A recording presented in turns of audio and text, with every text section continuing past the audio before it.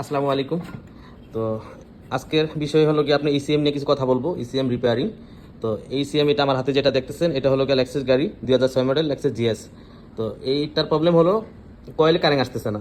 তো গাড়িটা আমার কাছে নাই, তবে এটা ইসিএমটা এটা নিয়ে আসছে সানায় থেকে। তো এটা নিয়ে আসছে কারণ এই কারণে কিন্তু আপনি এটা বেশিরভাগ মানুষই কন্ট্রোলারটা চেঞ্জ করে ফেলে এই সামান্য কিছু বিষয়ের জন্য। তো এটা কারেন্ট মারতেছে না। তো এটা আমি আজকে এটা রিপেয়ারিং করে এই ভিডিওতে ইনশাল্লাহ সম্পূর্ণ দেখানোর চেষ্টা করবো। তো কেউ স্কিপ না করে ভিডিও পুরোটা দেখার চেষ্টা করবেন। তো যেমন এটা হলো কি আমি আপনাদেরকে দেখাচ্ছি, আর এই কম্পিউটারের নাম্বার হলো এটা 8966, তারপর হলো 30351, এটা হলো কম্পিউটার এটা নাম্বার। তো যাই হোক, তো আমি আপনাদেরকে এটা দেখাচ্ছি। আমি যদি আপনাদেরকে নাম্বার, এখানে তো অনেক ছোটো ছোটো নাম্বার, এগুলোতে দেখতে একটু প্রবলেম। তো আমি কম্পিউটার স্ক্রিনারে আপনাদেরকে দেখাচ্ছি এটা। এই যে দেখেন, এগুলো নাম্বারগুলো খেয়াল করেন।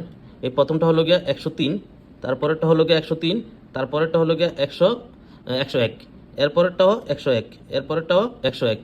তো এই তিনটা কিন্তু সেম, একেবারে তিনটা সেম। যাই হোক, তো এই যে দেখেন এখানে এই যে এটা প্রথমটার পরেরটা, এই যেমন এই যে এটা হলো গিয়া এখন খারাপ, এটা খারাপ। এটা আমি অলরেডি ট্যাকিং করে বের করে ফেলছি।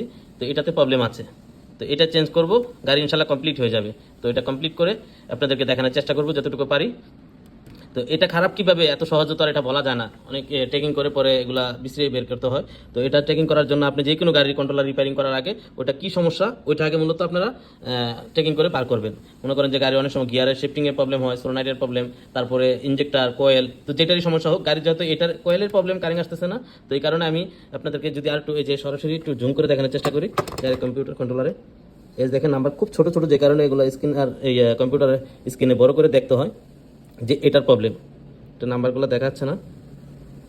তো এটা বের করার জন্য প্রথমত আপনি এই যে দেখেন এটার জ্যাক, এই যে এগুলা জ্যাক আছে না, এই জ্যাকের থেকে ফলো করবেন।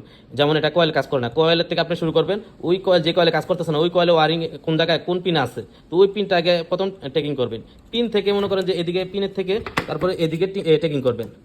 এখান থেকে এখানে কিন্তু কোন পিনটা, তো এখান থেকে মনে করেন যে আস্তে আস্তে এটা টেকিং করবেন এইভাবে।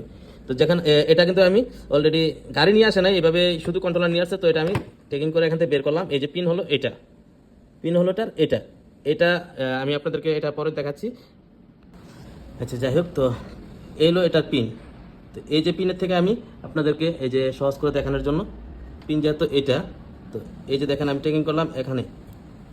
আমি অ্যাভোমিটারটা সামনে নিয়ে আনি, তাহলে দেখতে সুবিধা হবে।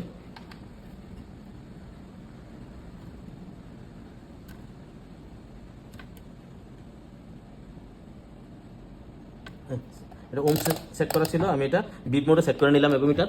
এটা বিপ মোড এখন আছে এই যে এখানে।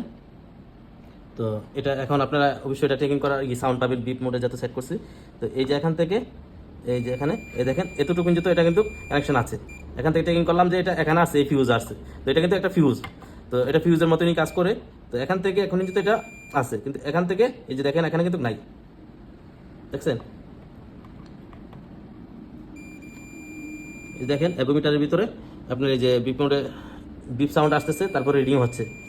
আচ্ছা যাই হোক, তো এখানে এটা কাজ করতেছে না, এটা এটা কিন্তু কাজ করতেছে না। তো এখান থেকে আবার টেকিং করে আপনি এখান থেকে কোথায় গেছে এটা আপনি বের করতে পারবেন, বের করবেন যদি প্রবলেম হয়। আমি যেহেতু এখানে প্রবলেম পেয়ে গেছি, এটা চেঞ্জ করবো। তো এখান থেকে এটা আমি টেকিং করে এইভাবে এখান থেকে এই দেখেন এটা কিন্তু ওই যে এখানে চলে আসছে। তো এই যে এখানে, তো এই যে এখানে আমি উল্টা সাইডে যদি আনি,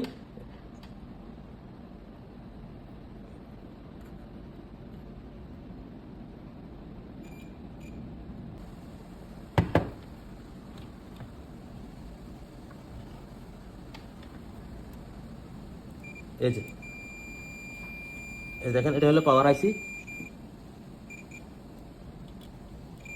এই যে। তো যাই হোক, এটা হলো পাওয়ার আইসি, এখান থেকে এটা সাপ্লাই হয়। তো এই লোকে মূলত এইভাবে টেকিং করবে, খুব ইজিলি এই এসিএম রিপেয়ারিং করতে পারবেন। তো মূলত আমার এটা প্রবলেম, এই ফিউজ এটা আমি চেঞ্জ করবো। যাই হোক, আমি রেস্টুরেন্ট এটা চেঞ্জ করে ফেলছি। তো গাড়ি এখন আলহামদুলিল্লাহ কমপ্লিট। আমার এখানে গাড়ি নেই, এই জন্য স্টার্ট করে দেখাতে পারলাম না। ওকে, বাই বাই, ভালো থাকবেন।